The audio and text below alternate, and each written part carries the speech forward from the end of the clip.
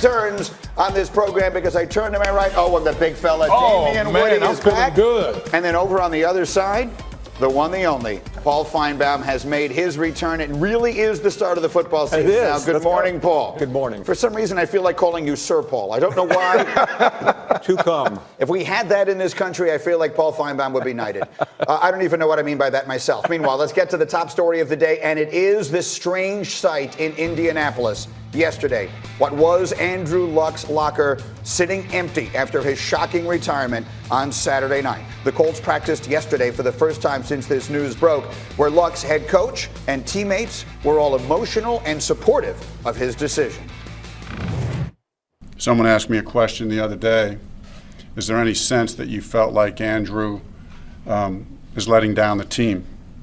And the answer was an emphatic no. I was shocked. I mean, which I'm sure everybody is. Y'all wouldn't be here if y'all weren't shocked either. But I was shocked. And then we had a long conversation, and it was just some emotions obviously going back and forth. But when you sit down and you talk to him and you understand his decision. He was like smiling at the end, and that's what helped me gain clarity and understanding of the situation. Very emotional, heart to heart we had, and it was sad, but I understood where he's coming from because that's my best friend. So we're always gonna be together, stick together to the end. And unfortunately, he had to go out his way, and I was happy for him. All right, our Ed Werder has been with the Colts since this news broke. Ed, we hear from some of the coaches and some of the teammates. What can you tell us about how this team is trying to move forward without its quarterback? Well, I think, Greeny, that the emotional trauma of this unexpected turn of events still lingers. Head coach Frank Reich told the players in a full team meeting yesterday morning that they can respect and honor Andrew Luck, but they need to embrace a sense of excitement and enthusiasm about going forward on this journey without him. Ultimately, Reich told the players it's not about how good one player is, it's about how good we all are as a team. And Reich talked to the players about his own recent experience as offensive coordinator of the Eagles when they won the Super Bowl with backup quarterback Nick Foles just 2 years ago. Reich said ultimately it's about how the leaders in the locker room here respond. And one of those, Greeny, linebacker Darius Leonard told us, I'm definitely looking forward to the challenge, and if I need to step up and do more, then I'm going to do that. All right, Ed, well done. Stay with me. I want to come back to you in a moment. Meanwhile, I want everyone to hear what Aaron Rodgers had to say yesterday. He was quite put off by the reaction many of the fans in Indianapolis had booing Luck as Luck left the field on Saturday night. Here's what Rodgers said yesterday. I thought it was pretty disgusting. He's making a really tough decision. When I think about it, I thought it would have been, more of a standing ovation type thing and a thank you than boos. I 100% respect him immensely for his decision. I salute him for choosing, quality of life. He's a fantastic player. He had a great career, and he's got a lot to be proud of. I think what he did is actually very selfless, not selfish. All right, so that's what he says. Let's see what these guys say. And while I'll make it clear, I totally agree with that sentiment. I am completely on the side of who are any of us to tell Andrew Luck what he should want to do in this circumstance. I've been a little surprised. I've heard from a lot of my friends who are fans in that team, people whose opinions I value, who are down on Luck for this, who are put off by his decision here. And while not enormously critical of him, more critical than I would have thought. What did you make of the whole thing? Listen, I thought it took a lot of courage for Andrew Luck to do something like that. Think about this. We've been, as athletes, we've always been programmed. It's about the team, to basically put the team before our own very interests. And in this particular situation, you got a guy who's he said it himself in the press conference, been in constant pain for 4 years. Think about that. Usually, Bobby, you know this, you usually deal with pain and stuff during the season, and then you have the off season to kind of heal, decompress. But then you have to constantly deal with that in the off season. You got to rehab, you have surgery. And if you're dealing with that perpetual cycle for 4 years, it wears on you mentally. And that's why I respect Andrew Luck for making that hard decision. And you talk about it being a hard decision. One of the overwhelming sentiments we've heard about this is that it was selfish to do before the season. If he really wanted to, he could have probably had him throw him on IR, could have rode this thing out through the year, and then made the choice to retire after the season when there may have been less scrutiny. So he wanted to clear the water for his teammates. He wanted to pass this thing off to Jacoby Brissett and let them know there wasn't going to be any ambiguity about him coming back. And in doing so, he opened himself up to criticism right now. And this, for everyone to sit there and say you're doing this at this point in time, Jim Irsay, the coach, the front office, they wouldn't give him as much time as he needed because he's a Hall of Fame caliber talent. So I understand it, but I think he made the tough decision going to that podium. I want to put your tweet up, by the way, D. Wood, because we found this. This was Damien Woody tweeted this on Saturday night when the news about Andrew Luck was breaking. He tweeted, by the way, this will be happening more often. Bet on it. #Luck. Why do you think these premature retirements or early retirements, comparatively speaking, will be happening more often? Greeny, there's been breadcrumbs already on this very topic. We had Patrick Willis, who did it with the 49ers. Calvin Johnson did it with the Detroit Lions.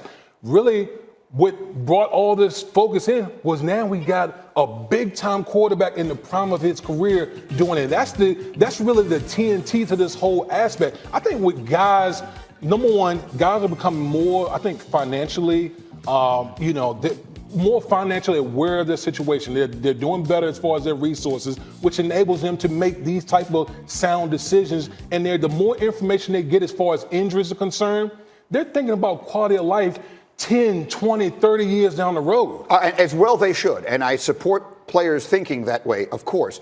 But if you look at the quarterback position, which is protected to the degree that it is, and you look at Tom Brady at 42 and Drew Brees at 40 and Aaron Rodgers. Let me stop you right there. Yeah. The protection that those guys have afforded, yes. Andrew Luck was not afforded that same protection. Correct. He was beat up early and often through his career. Yep. That's why I think you see this. All the guys you mentioned, they had teams that valued him. They put great offensive lines. They didn't ask him to push the ball down the field without a lot of protection up front. So those guys weren't hit, and so they were able to take care of themselves. Andrew Luck was beaten around, and they put so much on him, and I think at some point it just exhausts you. Yeah, I think that's exactly the right point. I agree with you that we will see more players retiring younger, linebackers, running backs. Right, not necessarily not quarterbacks. Yeah, not necessarily quarterbacks. I'm just saying the breadcrumbs have already been there as far as other position players. Point well taken. Okay, we'll have more on Andrew Luck and the future for the Indianapolis Colts as we go. Meanwhile, another update this morning. It feels like they're daily on Ezekiel Elliott. Another day as the Cowboys camp goes on and he's not there. Yesterday, there was a Maxim article that came out that contained very interesting quotes from an interview that Zeke Elliott had done in July before his holdout started. So as I read these to you, I want you to remember, these were not brand new. This is stuff he said about a month ago. He said, I love playing for the Dallas Cowboys. I love the organization, my teammates. I do want to be a Cowboy for the rest of my life, and hopefully that's a possibility. But even Emmitt Smith, the greatest running back ever, ended up going to play a couple of years for another organization. So it's just the nature of the game. But I want to be a Dallas Cowboy for as long as I can.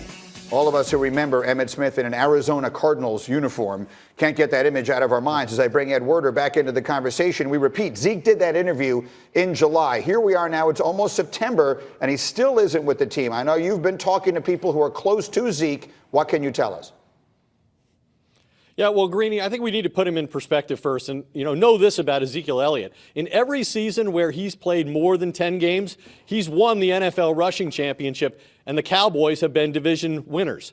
But how many games Elliott plays this season remains in question as Week 1 approaches. He continues his holdout in Cabo. I exchanged text messages last night with Hall of Fame running back Marshall Faulk, who's been training with Elliott so he can be ready to play when the contract issue is resolved. Faulk told me that Elliott's fitness level is great, but that's not the same as being in game shape. Faulk intends to close the gap, he told me, by putting Elliott into what he called active game situations, saying the only thing that he can't simulate is the contact required in the NFL. Now, keep in mind that like Elliott, Faulk and Eric Dickerson are represented by agent Rocky Arsenault.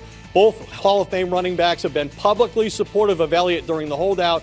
I did ask Faulk whether he believed Elliott was willing to miss regular season games over his insistence on being the highest paid running back in the league, and Faulk countered with a question of his own, saying the question is, are the Cowboys willing to have him miss games because they don't believe he should be the highest paid running back in football?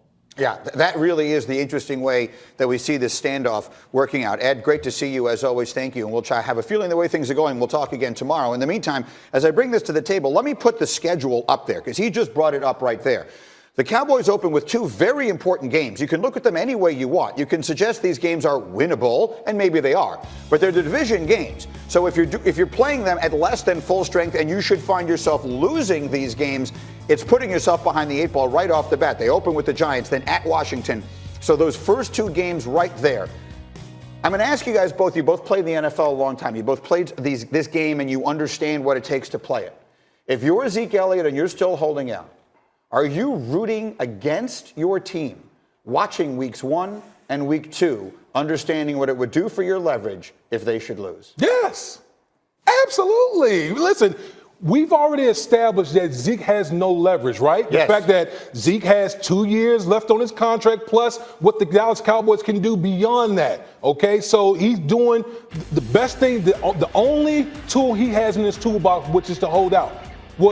What will enhance your holdout? If your team starts losing, that's the only way it enhances Zeke's holdout and puts some pressure on the Dallas Cowboys to really come to the table and get them to Zeke's asking price as far as a new deal. Absolutely, I guarantee Zeke is not sitting back saying, "Oh man, I want Dak and those guys to be winning these games." Hell no, they want them to lose. I don't know if you want them to necessarily lose. I would say struggle offensively and still get a win. But it's funny when you brought that up. My dad held out for the Giants when he was back in the 80s. And I remember seeing this iconic play of Lawrence Taylor intercepting a pass, taking it down the sideline and scoring a touchdown.